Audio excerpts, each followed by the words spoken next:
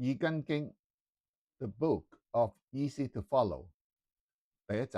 自我介紹。Hello，我係麥 Sir。我以前嘅學生都係咁樣叫我嘅。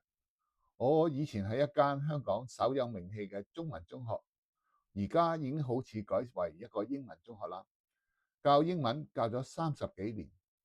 其中10幾年呢，我係呢間學校嘅英文科科主任。同時呢，我亦都喺香港最大嘅一個考試機構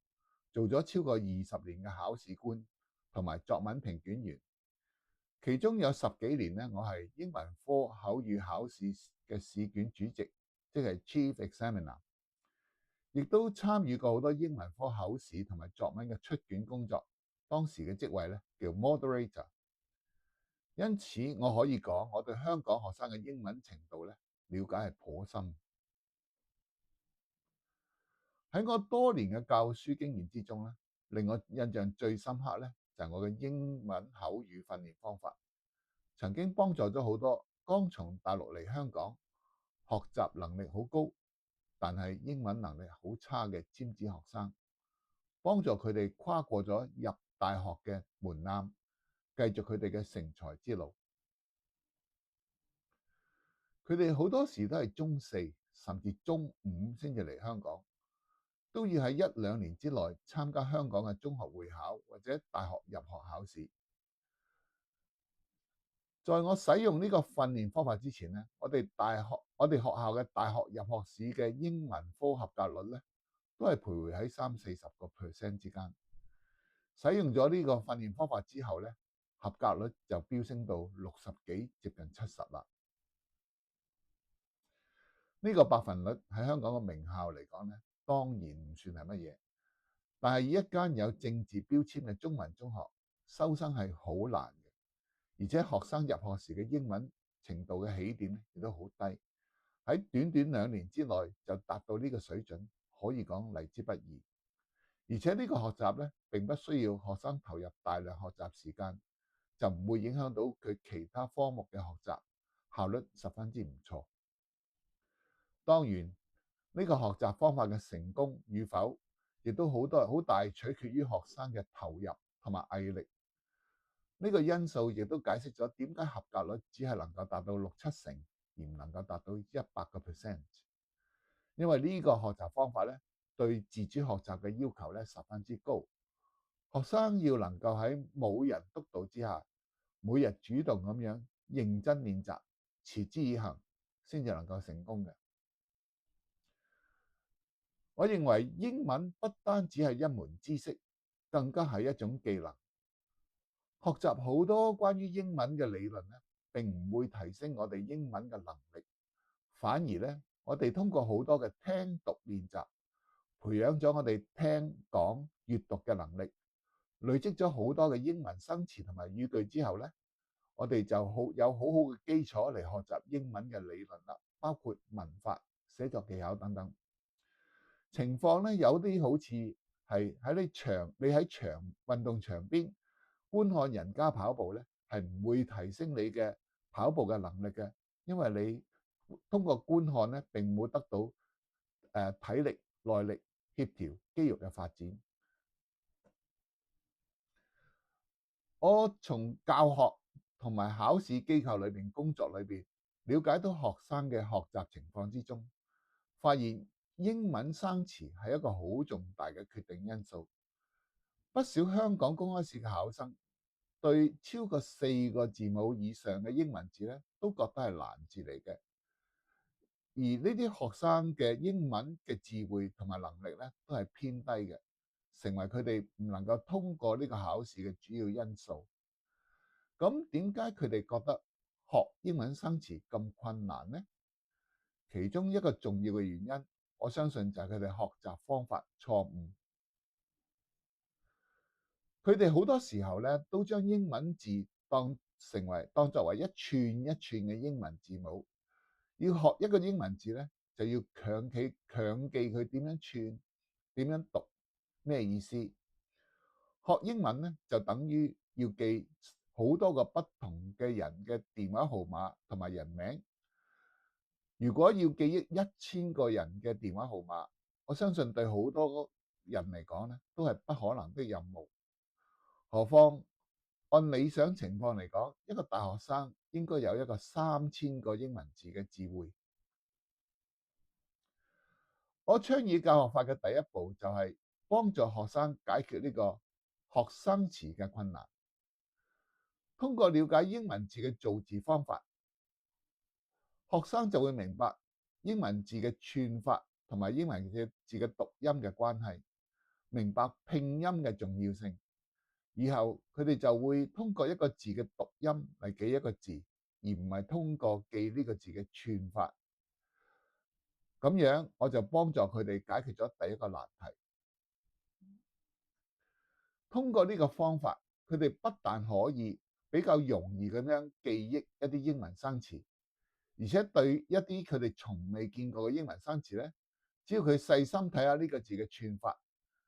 佢哋都可以將呢個字嘅讀音讀出嚟。所以佢哋攞起一篇陌生嘅英文文章之後咧，佢哋都可以將佢讀出，而且其中有啲生詞咧，佢根本未必知道佢係咩意思嘅。呢個能力會令到學生覺得英文係唔難學，亦都對佢學習英文嘅信心咧加強咗好多。為咗學習更多嘅生詞同埋英文語句咧，學生應該經常朗讀一啲英文文章。其中最有效嘅方法咧，就係跟讀一啲高質素嘅視頻、短片、錄音等等。例如來自好多英美網上嘅廣播節目，佢哋好多咧都附有劇本或者內容嘅文字版本。去朗讀呢啲文章，我哋就叫呢啲練習叫做跟讀練習，英文叫做 shadowing。如果能夠好有毅力咁樣天天練習，呢啲練習係能夠好有效咁培養我哋嘅閱讀、講同埋聽英文嘅能力，仲會好大咁樣增大我哋嘅智慧，最終幫助我哋全面提升我哋嘅英文能力。我喺學校教書嘅時候咧，就每日早上咧都會組織一啲咁樣嘅跟讀練習班，每日咧要學生提早半個小時返學校，做半個小時嘅跟讀練習。為咗提升效能咧，學習嘅內容都會預先做咗大量嘅中文注釋，幫助學生理解文章嘅內容，效果係十分之明顯嘅。唔少學生喺2星期之內都感到自己英文能力有所提升，有進步。呢種練習方法幫助學生解決咗好多重嘅問題，包括咗佢哋學習英文嘅自信心、聽力、講話能力同埋生詞等等。起初咧，我會用一啲內容同埋英文生詞都比較簡單嘅教材，語速亦都會較慢。隨住學生嘅能力嘅提升，教材嘅內容同埋語速咧都會漸漸提升，直至到達到正常嘅語速為止。當佢哋累積足夠嘅英語能力之後，佢哋就可以接咗一啲更加高級嘅文章，例如一個好好嘅學習資源 TED Talk 之類。呢啲節目內容不乏名人演講，佢哋嘅用詞、內容、語法都係優質嘅，可以擴大我哋學生嘅知識面，亦都令到佢哋接觸一啲更加高級嘅英語，對佢哋嘅口語同埋寫作能力同埋聽力都有好大嘅提升。可以咁樣講，如果一個學生能夠好有把握咁樣聽得明一個 TED Talk 節目嘅內容，佢其實已經擁有升讀大學嘅英語能力㗎啦。英文嘅聽說能力都影響我哋嘅寫作能力。其實我哋寫作嘅時候，好大程度都係自己同埋自己講嘢，所以如果我哋嘅說話能力強，自然寫作能力亦都會增強。當然就唔係只寫一啲文學嘅寫作啦，而係只寫一啲平時與人溝通嘅寫作。呢個能力對香港嘅英文科公開考試嚟講已經係足夠㗎啦。